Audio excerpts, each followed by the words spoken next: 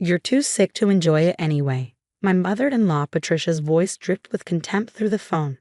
I did everyone a favor by selling that old lake house. The money will help pay your medical bills since you insist on these expensive treatments. I lay in my hospital bed, still groggy from surgery, trying to process what I was hearing. The lake house, my grandfather's pride and joy, my childhood sanctuary, my inheritance, sold without my knowledge or consent while I was under anesthesia. My name is Olivia Parker, and at 34, I was battling a rare heart condition that required specialized surgery. The lake house was my safe haven, the place where I recovered between treatments, finding peace in the sound of gentle waves and morning mist over the water. My grandfather had left it to me in his will, knowing how much the place meant to me. You had no right, I managed to say, my voice barely above a whisper. That property was mine. Patricia's laugh was sharp and dismissive. Oh, please, you can barely take care of yourself. Besides, Marcus agreed it was for the best. The buyers are already moving in. Marcus, my husband. Of course he'd sided with his mother. He always did. I ended the call, letting my phone drop onto the sterile hospital sheets. Tears threatened, but I blinked them back. I wouldn't give Patricia the satisfaction, even if she couldn't see me. A soft knock at the door interrupted my thoughts. Mrs. Parker. A woman in a crisp business suit entered, holding a leather portfolio. I'm Amanda Torres from Lakeview Realty. I hope I'm not interrupting, but this couldn't wait. I gestured for her to come in, curious about her urgent expression. I'm here about the lake house sale, she began, taking a seat beside my bed. There seems to be a significant issue with the transaction. You mean besides the fact that I never agreed to sell it? I couldn't keep the bitterness from my voice. Amanda's professional demeanor shifted to one of concern. Wait, you're the owner, correct? According to county records, the property was inherited by Olivia Parker from Howard Matthews. Yes, that's me. My grandfather left it to me 5 years ago. She opened her portfolio, spreading out several documents. Mrs. Parker, the sale documents were signed by Patricia Wilson, claiming power of attorney. She presented paperwork, but something felt off. I did some digging. She paused, meeting my eyes. The power of attorney document appears to be forged. A strange calm settled over me. Of course Patricia had forged documents. She'd never let something as trivial as legality stand in her way. Can you prove it? Amanda nodded, pointing to various details on the papers. The notary stamp is inconsistent with registered notaries in our database. Plus, the documents dated last week, but the paper stock wasn't even manufactured until this month. It's a sloppy forgery. I thought about Patricia's smug voice on the phone, her certainty that she finally won. She'd been trying to control my life since I married Marcus 8 years ago, convinced I wasn't good enough for her precious son. The lake house had been a particular thorn in her side, prime real estate that she believed should belong to the real family. What happens now? I asked.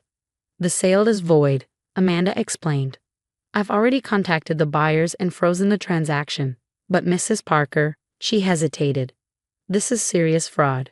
Do you want to press charges? Did I? Patricia had finally overplayed her hand, given me irrefutable proof of her manipulation. But criminal charges would tear the family apart, force Marcus to choose sides. A memory surfaced, my grandfather sitting on the lake house porch, teaching me to fish. Sometimes, sweet pea, he'd said, the best revenge is letting people know you're stronger than they think you are. What would happen to the money? I asked Amanda. It's still in escrow, untouched. Patricia can't access it without final closing documents, which I haven't filed. Another knock at the door revealed my nurse. Mrs. Parker, your latest test came back. The surgery was successful. Your heart is responding exactly as we hoped. For the first time since waking up, I smiled. My heart was strong, stronger than Patricia had counted on. Miss Torres, I turned back to Amanda. Could you hold off on any legal action until I'm released? I think I'd like to handle this personally. She nodded, understanding in her eyes. Of course. Here's my card. Call me when you're ready. And Mrs. Parker? For what it's worth, I'm glad I double-checked those documents. After she left, I lay back against my pillows, plans already forming. Patricia thought she'd finally beaten me, taken away my sanctuary while I was at my weakest. She had no idea that her perfect plan was about to unravel. My phone buzzed with a text from Marcus. Mom says you're being difficult about the lake house. Why can't you think about what's best for everyone? I didn't reply. Let them think they'd won for now. Let Patricia celebrate her victory, perhaps even plan how to spend the money. My grandfather had always said the lake was at its most beautiful just before dawn, when the mist rolled in and everything changed. I closed my eyes, remembering the smell of pine needles, the creak of old wooden floors, the way sunlight danced on water. Patricia thought she'd taken all that away from me, but she'd actually given me something precious. The perfect opportunity to show her exactly who she was dealing with. The nurse returned with my evening medication. Your heart rate's looking much better, she said, checking the monitors. Whatever you're thinking about must be good for you. I smiled, fingering Amanda's business card, just planning a little family reunion at the lake house. It's going to be unforgettable. 3 days after my surgery, I was discharged from a hospital. My recovery was progressing remarkably well, something Patricia attributed to the stress of that old lake house being lifted from your shoulders. She'd been calling daily, her voice dripping with fake concern, while subtly reminding me how incapable I was of managing property. I let her talk, let her believe her plan had succeeded. Meanwhile, I was building my case meticulously. Amanda Torres had provided me with copies of every forged document, every fraudulent signature. The paper trail was damning. I just don't understand why you're being so cold, Marcus said one evening as he brought me tea. He'd been sleeping in the guest room since my return, claiming he didn't want to disturb my recovery. Mom was trying to help. I sipped my tea slowly, studying my husband's face. The boy I'd fallen in love with was still there somewhere, buried under years of his mother's manipulation. Help who, Marcus? Her stuff to my inheritance? He shifted uncomfortably. The medical bills are covered by my insurance, I cut in. The same insurance I've maintained through my job, despite your mother's constant suggestions that I should quit and focus on being a proper wife. Liv, you know how she is. She just wants what's best for her. For who, Marcus? For me? Or for herself? Before he could answer, my phone buzzed. It was Amanda. Mrs. Parker, the buyers are getting anxious. They're threatening to involve their lawyers if we don't explain the delay. Actually, that's perfect timing, I said, watching Marcus's confused expression. Could you set up a meeting? I think it's time everyone understood exactly what's happening. 2 days later, I walked into the real estate office, my medical clearance letter tucked safely in my bag along with other crucial documents. Patricia was already there, standing imperiously by Amanda's desk while Marcus hovered nearby. The buyers, a young couple named James and Sarah Miller, sat nervously in the corner. Finally, Patricia huffed. Now we can sort out this ridiculous delay and complete the sale. I smiled serenely, taking a seat. Yes, let's sort this out. Amanda, would you mind explaining to everyone why the sale was halted? Amanda cleared her throat professionally. Certainly. During our standard verification process, we discovered irregularities in the power of attorney documentation presented by Mrs. Wilson. Specifically, evidence of forgery. The room went silent. Patricia's face flushed dark red. How dare you? I would never. The notary stamp is fake, I continued calmly.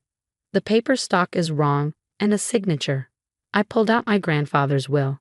Doesn't match any of my legal documents. Would you like to explain that, Patricia? Marcus stepped forward. Mom? What is she talking about? Patricia's composure cracked slightly. She's lying. I had every right. You were in surgery, decisions had to be made. Actually, Amanda interjected, Mrs. Parker's medical directive names her sister as her emergency decision-maker, not you, Mrs. Wilson. You had no legal authority whatsoever. I turned to the Millers, who were watching the scene unfold with growing concern. I'm so sorry you've been caught up in this. I know you were excited about the property. Sarah Miller nodded uncertainly. It's such a beautiful place. When we saw it, I know, I said softly. I grew up there. My grandfather taught me to swim in that lake, to fish off that dock. Every board in that house has a memory. This is ridiculous, Patricia burst out. You can't even take care of yourself, let alone a property. Marcus, tell her. But Marcus was staring at the forged documents on Amanda's desk, recognition dawning in his eyes. Mom, this is your handwriting. Patricia faltered for the first time. I was trying to protect you. She's been holding you back, keeping that prime property all to herself when we could have. When you could have what? I interrupted. Sold it, profited from my inheritance, created some investment opportunity for Marcus that would keep him dependent on you. I did it for him, Patricia shouted. Everything I do is for my son. No, Marcus said quietly. You did it for yourself. You always do. The silence that followed was deafening. Patricia looked from Marcus to me, her carefully constructed world crumbling around her. Here's what's going to happen, I said, my voice steady. The sale is void. It was never legal to begin with. The Millers will get their earnest money back, with my sincere apologies for the confusion. And then, Patricia sneered, trying to regain control. Then you have a choice, I replied. You can either face charges for fraud and forgery, or you can sign this. I pulled out a document my lawyer had prepared. It's a formal acknowledgement of your actions and a legally binding agreement to never interfere with my property or medical decisions again. You wouldn't dare press charges, she scoffed.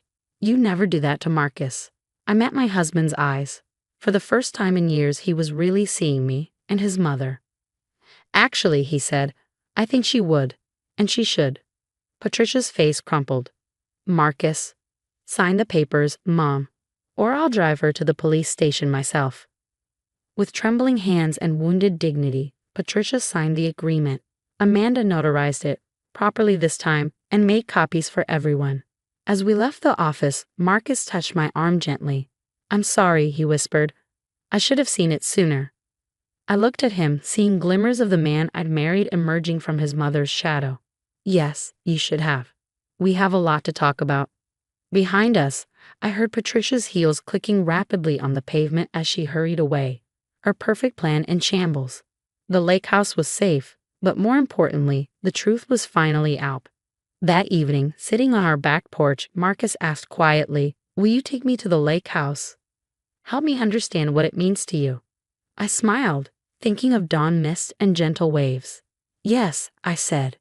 I think it's time you saw it through my eyes instead of your mother's.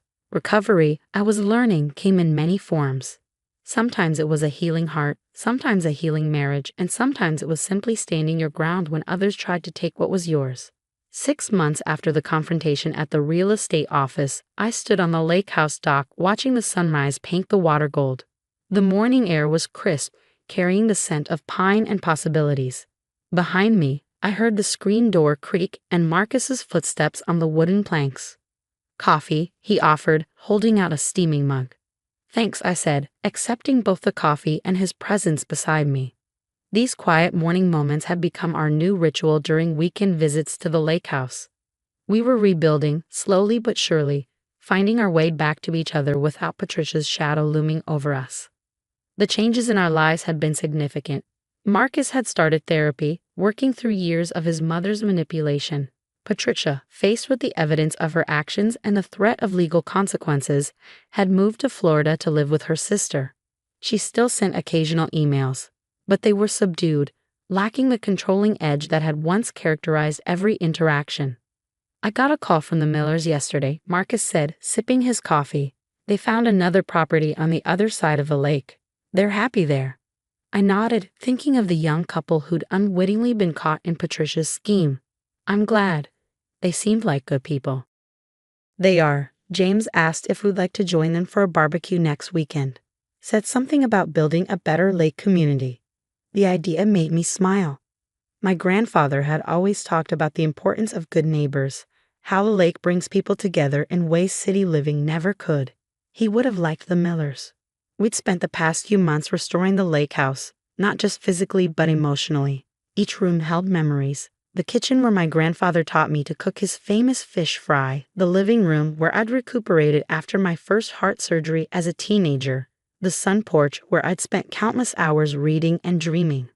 Marcus had thrown himself into the restoration work, learning the history of every repair, every upgrade my grandfather had made. It was his way of making amends, of showing me he understood what he'd almost lost. I found something in the attic yesterday, he said, pulling an old photograph from his pocket.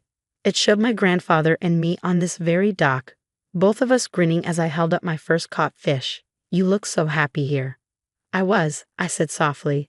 I am. This place, it's more than just property, Marcus. It's every summer spent learning from my grandfather, every storm washed from the porch, Every peaceful morning like this one. Your mother never understood that. She never tried to, he admitted. She only saw the monetary value, the status. I'm sorry I let her view cloud mine for so long. My heart condition had stabilized remarkably since the surgery. The doctors said stress reduction played a big part in my recovery, and I knew removing Patricia's toxic influence had been as healing as any medical procedure.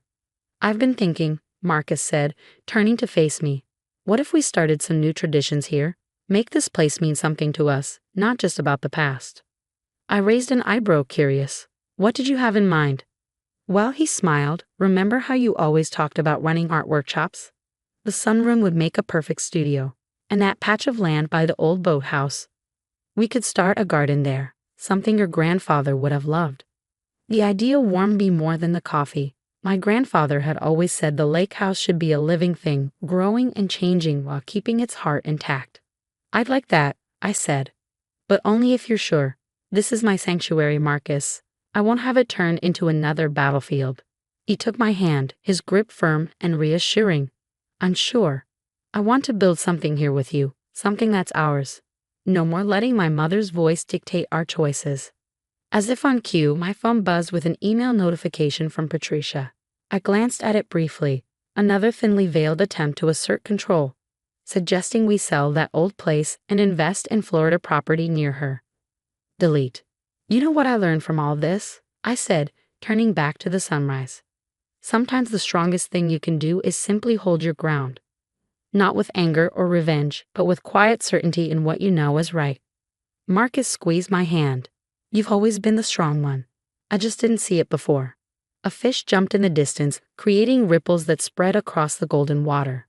Like those ripples, the effects of standing our ground had spread through every aspect of our lives. Our marriage was stronger, clearer. My health was better than it had been in years. And the lake house, my grandfather's legacy, remained a sanctuary, not just of the past now, but of our future too. Come on, I said, tugging Marcus toward the house. Let's make breakfast. I think it's time I taught you my grandfather's secret pancake recipe. As we walked back along the dock, I sent a silent thank you to my grandfather. He left me more than just a house by the lake. He'd given me a place to find my strength, to heal, to grow. And now finally, it was helping heal my marriage too. The morning mist was lifting, revealing a clear, bright day ahead. Just the kind of day for new beginnings.